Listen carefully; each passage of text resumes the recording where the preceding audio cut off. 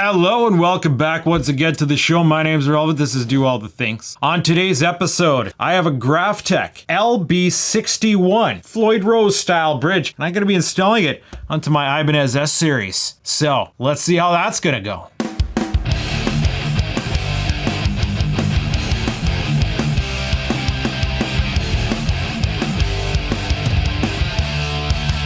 They say one of the greatest tricks the devil ever played was convincing people that he didn't exist. That's not true. The greatest trick he ever played was convincing musicians that they need more gear. That's right. Completely glazing over the fact that you could upgrade your existing gear. We go out, we buy ourselves that awesome new axe, and it's like almost there. It's like 80%. So in search for that 100%, we go out and buy another axe, and then another one, and then another one. Same with guitar amps and amp heads. You will never achieve 100% in an amp head until you learn that you can change your tubes and get different tones, change your speakers. You will never achieve 100% in a guitar until you learn that you can change the pickups and even upgrade the hardware. I've always said that Gibsons are for people who don't know how to upgrade and set up Ibanez's. Now, of course, that's back when I was younger and more of a hardcore Ibanez fanboy. I do appreciate now that it's more complicated than that, but the sentiment still kind of holds. If instead of spending a lot of money on a high-end guitar, if you buy a cheaper, solid platform in which to build off of, and then build it up, better hardware, better electronics, you could ultimately end up with something better than you can buy off the shelf. Better for you than anything you can buy off the shelf. And indeed, I hold true to that. That's one of the reasons why I only have, well, 7 guitars, because I stopped buying them at one point when I realized, hey, if I just tweak on the one that I have, oh boy, it's even closer to what I want. Let's keep that ball rolling. So I've just done that, upgraded my guitars. One common thing you can do, other than resetting them up for yourself, experimenting with different string gauges and actions and whatnot, is, get fretwork done. Sometimes an off-the-shelf guitar doesn't have the most nicest fret jobs, and if you get an artisan, a good luthier, to go over that neck, you can end up with something amazing. Obviously, I've always upgraded the pickups. Not a single guitar of mine has stock pickups, and even if I spent the money for a Les Paul custom, I'd still change the pickups on it, just to experience what else it can do. Now, in the case with this particular guitar, this is an upgrade where more my hand has been forced. This is the bridge that it came with, and it looks a bit rough, but it worked for the most part. There is a block missing, but there's a story behind that. But mostly, like, if we look here, and I didn't even realize this until later, there's just a screw jammed in here. Like, that's not stock. That's supposed to be some sort of pit. Oh, there it goes. Yeah, there. It comes right apart. Someone literally lost the pin and just jammed a screw in there. And in fact, that hole doesn't look the stock size even. Did that particular saddle get replaced? So I, call this particular guitar the cursed guitar because I've always had trouble getting it to stay in tune. Floyd's, if you set them up correctly, they can almost never go out of tune. But if you don't set them up correctly, you can't get them to stay in tune. And no matter how hard I tried, I couldn't get tuning stability on this guitar. And then when I looked over the bridge and saw things like that, I'm like, well, no wonder this bridge is probably clapped out. And that happens when previous owners don't know what they're doing and they do stupid things like running the guitar unlocked and it chowders up the nut. And then afterwards, when you try to use the nut, it either can't hold the strings properly or, the score marks and stuff, they break the strings. So here is a cheap Chinese replacement that I have. I bought this off eBay. I don't know that I paid more than $60 for it. $60 for a Floyd bridge. It is a low pro style, very similar to the low TRS and low TRS2 that would have originally been in here. And you know what? Let's face it, it's not good. Like, you go to tune on it and you feel the wiggle. Look at the wiggle on that. It feels cheap and the metal is soft. Like, I bet you if I pull on the string, oh, it's not doing it this time. It happened before. I just like pulled on the string and they pulled out. And if you take the strings out, you're gonna notice there's already score marks in there. This is probably made out of Chinese pot metal. People who have experience with cheap Chinese motorcycles might know more about this. You know, you buy that cheap motorcycle, the 250cc, thinking it's a good deal, and then you drop the thing once and find a hole punctured in the side of the engine, or the triple tree broke on you while you hit a bump. The metal they use in cheap Chinese items is garbo. Like, I can't emphasize that enough. So this guitar, even though it's more tuning stable, it's still not perfect and it annoys me. So I was browsing the Long McQuaid site one day and I saw one of these. A Graphtech LB63. It's the old school Floyd style, except with a bit of a tilt right here, but that's exactly like the bridge that's on my Yamaha, and my Yamaha is awesome. I scored it for what I feel is a very good price. You can't get a Floyd for that price, and I think that might be an old stock miracle price, because if you go to the Graphtech site, they sell for considerably more than that. And of course, you know, Long McQuaid has financing, so it was like, it was a no-brainer. 40 bucks a month for the next 6 months. Now, looking over this bridge, the moment I took it out of the box, it's like the finish on it is kind of generic. You know, it doesn't immediately impress you. But then when you actually feel it and you turn these knobs, they feel smooth. Like, it's night and day compared to the Chinese bridge, and it even feels better than the Ibanez bridge I'm replacing. They have these Graphtech design, whatever their claim to fame is, in here in the saddles. So I didn't buy this because it was a Graphtech. I bought this because it seemed like a quality Floyd replacement. And here's the other thing, and this is kind of magical, because, you know, I'm not 100% sure what difference this makes, but people rave about this. It comes stock with a brass block. And that's funny because the bridge that I have in my Yamaha, which is awesome, also has this same kind of brass block on it. Lucky number 37. Now, according to measurements, this should fit right in there. Whether or not certain support hardware is going to work in it, I don't know. Question is, can I change this out without having to take everything apart? In the box, we get a whammy bar, and we notice the whammy bar is not installed. There's a hole here. I never use the whammy, so I could like optionally not put this in. It has the feature where it's a collet ring on the bar side. Accessory bag has all the basic stuff that you need. It has a claw, it has springs. I guess if you were building a new guitar and wanted to use this, I'm hoping I can use the fresh mounts. Though I'm looking at the size of these bushings, and they seem a bit small. What it doesn't come with is an intonation key. If I had seen an intonation key in here, that would be a miracle. The fact that it would come with an intonation key, I'd be like, go and buy this thing now. But it doesn't. Fortunately, I have one, kind of. This is a standard Floyd intonation key that I've bent so that it would fit my Yamaha. And so if I put it on here, it looks like it's generally gonna fit, but it seems that the pitch here is a bit different. Maybe I need to get another key now and bend it to fit this bridge. As I turn the key, it's going to push down on this shaft, putting the guitar out of tune, which means I'm going to have to retune it every time I intonate it. And then once I've intonated it, I'm going to have to retune it again. That's going to be difficult, but it's still better than not having a key altogether. I don't even know how you're supposed to intonate a Floyd without a special tool. Now I'm hoping this is going to be a relatively quick job. Yeah, start by unlocking the strings. It didn't come with a nut, which is worth mentioning. But I think that's because nuts can be different and they kind of want you to get one that matches. I would be surprised if Graphtech sells nuts, Floyd nuts. So strategizing this. I'm gonna pull the springs off so I can loosen the bridge quite a bit. Ah, yeah, see? Now these are all loosey-goosey. I'm hoping I can take them out. Alright, what I think I'm ultimately going to do is I'm going to scrap this bridge for parts to see if I can rebuild the Ibanez bridge. Because I have another project that I'm considering that I might need another bridge for. Oh, boy. Oh, yeah. This one's broken. This was in the Ibanez bridge. I lost one of the blocks for this Chinese bridge. A string broke on it one day and I removed the string and I didn't have a replacement. So I just kind of set everything aside and, well, I should have retensioned the blocks so that they couldn't fall out. Good luck finding it now. So this should, according to my measurements, drop right in and line up. It does.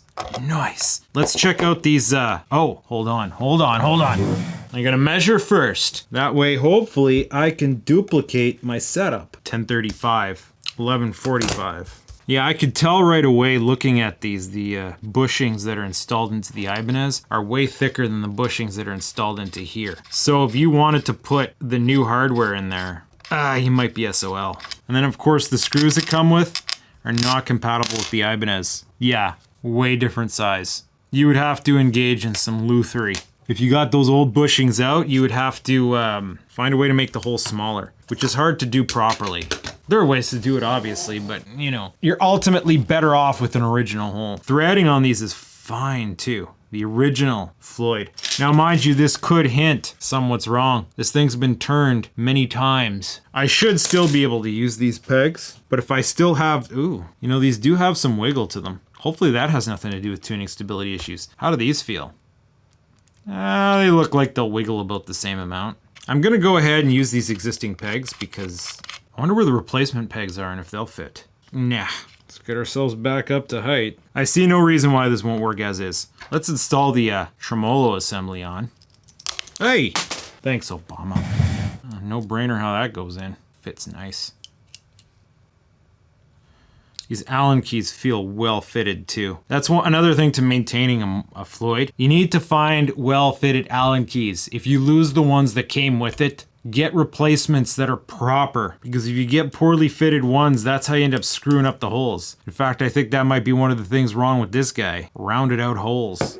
Now, they say they pre-intonate these things, so they're kind of at a starting position, which you maybe hope is going to be correct, but you never know. But what I am hoping is that I can just take the strings that I have already and just smush them in there and not have to replace them. You know what? This thing comes with a manual. I've literally never read a manual for a Floyd before. Oh boy. Okay, there is a law. Gently tighten the screw and then tighten it an additional quarter turn only. That's about what I had. I'll have to worry about that when I put on fresh strings. You know, if you over tighten the string in a Floyd, it can just cut the string. This last one's being tricky. Just can't seem to get it to, I think I got it that time. I wonder if they have any special magic going on inside the saddle for better grip. All right, it's on there. That'd be friggin' hilarious if I put the springs on, it's in tune. I doubt it though, that's impossible. However, I don't know how much the geometry of this bridge, oh yeah, it's definitely changed. I'm gonna have to reset the springs now. Well, it doesn't look too bad. It takes up less space than the previous one. We got a gape right here. I better go out and get the tuner and, oh boy, the setup process sucks, right? Now, if you are here for me to show you how to set this bridge up, well, this isn't the video for that. So I'm gonna kinda glaze over this part of the process. There are other videos. See my XL video. My Ibanez XL video talks about setting up a Floyd. Same process. Yeah, we definitely need to loosen these springs. You know what? We might do the side swipe on it too. Oh, I think I got it. Yeah, that balance looks pretty good. My neck geometry is damn near identical. Though I feel like maybe I should straighten the neck and raise the action. Yeah. All right, so how on is the intonation now? So let's try this D. Oh, of course it's off just a little. Oh, mind you, our tuning is off. There. Ooh. This truss rod needs to be tightened though. I just remembered the S only has 22 frets. Oh. Oof. Oh. Oh yeah, the intonation's way off, bud. All right, let's get the key on there, which looks like it fits better now that it's installed. All right, tension up the key, retune with the key on, get underneath, unlock, but not too much because you want the saddle to stay flat. That means I need to move it back more. We might have to move the nut back a bit. Really? Now sometimes to sanity check it, you should bring the intonation all the way back to the front. Start over again. How far back is it on the old bridge? Quite a bit actually. It seems that these saddle positions here are farther forward than they would originally on the bridge. So intonating this might get a bit tricky. Almost. Yeah, it's official. Based on what I'm seeing here, I'm gonna have to change the screw position. So we gotta take this screw all the way out so we can move it back a whole screw point. Wait, is there not a screw point there? There's no threading! It doesn't have a third screw hole. Look at that. One screw, two screw, empty. Oh, well, these ones only have two too. Why did I think there would be three? Okay. All right, well, I gotta make it work. I think I'm gonna be here in a while. I'm gonna stop the camera and get back to you.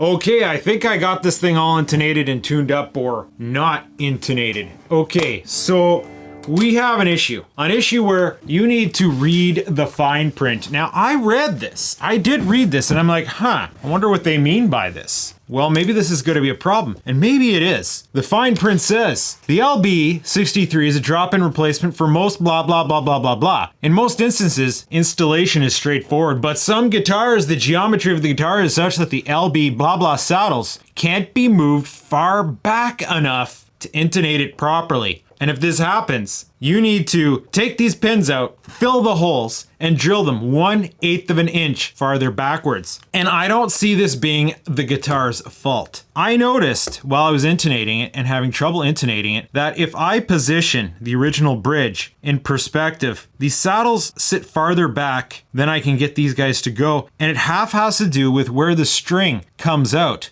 the actual fulcrum point. Whereas it's here on these guys. So what happens is, in order to make room for their little widget, their little specialty, the fulcrum point of the string, the saddle point, is physically more forward than it would be in a normal Floyd saddle. This means that if your guitar is exactly in spec, your bridge replacement might not be. So I was not able to get this string, the E string, D, to intonate properly. And then that one's bottomed out.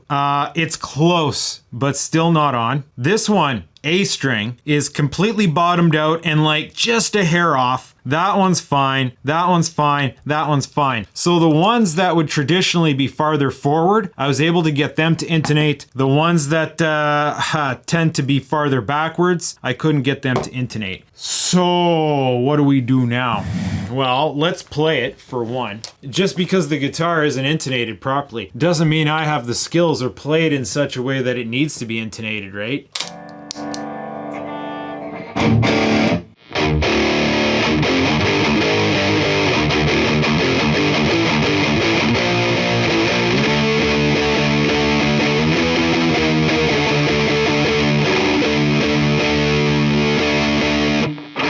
Yeah, you can hear the chords are just a touch off, but not deal-breakingly so. Like you can easily compensate with your fingers.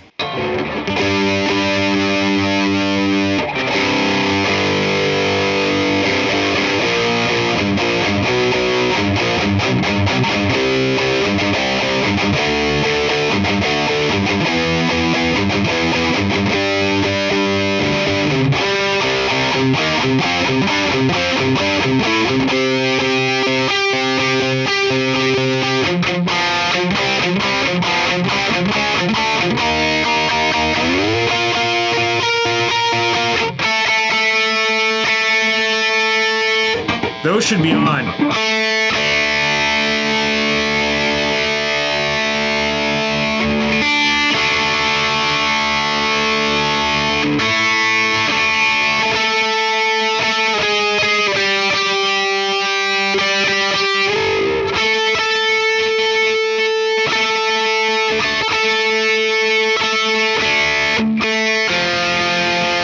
You know what? It's not that bad. It's really not that bad. It's still gonna bug me, but it's not that bad.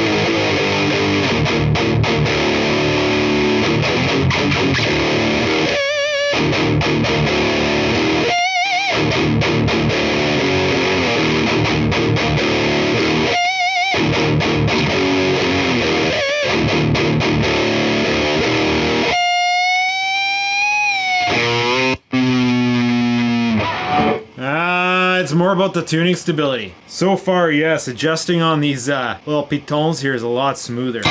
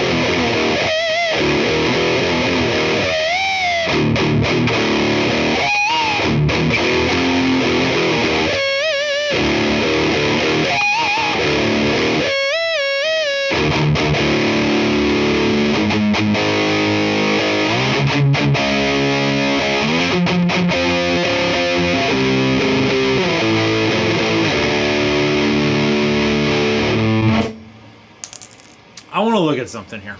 This bridge damn near identical to the one on my Yamaha. Alright, that's in here. Very similar in design. It's so similar, in fact, it looks like it uses the same kind of bushings. The fulcrum point is right here. Oh yeah, I can tell just by looking at it. If we go from the top of the saddle to the fulcrum point, and then on here, the top of the saddle to the fulcrum point, yeah, it's literally like they say, an eighth of an inch further forward. Now, the saddles on this bridge are quite a bit far forward. So part of what I'm thinking, my Yami is my flagship guitar. It is my favorite. It is the holy grail of guitars. I know you don't want to hear this, but this is what peak performance looks like. We have a copy of an RG. It plays as good as an RG, except it has better hardware, like a better quality Floyd system, stock with a brass block on an alder body, not basswood. This guitar is a frickin' unicorn, bud. Sorry, not sorry. Maybe I stick this nice fancy Graphtech bridge on this guitar when I go to change the strings on this guitar. And because I can see that these are so far forward, I should be able to intonate this. And then if I put this guy on this guitar, I might have a range of movement to intonate it on here. And maybe that will solve our problem. In the meantime, I'm gonna leave this on here to evaluate it for tuning stability and just general quality. Whoa. And then I'm gonna make up my mind. And then maybe I'm gonna have another episode about this. So, stay tuned and find out.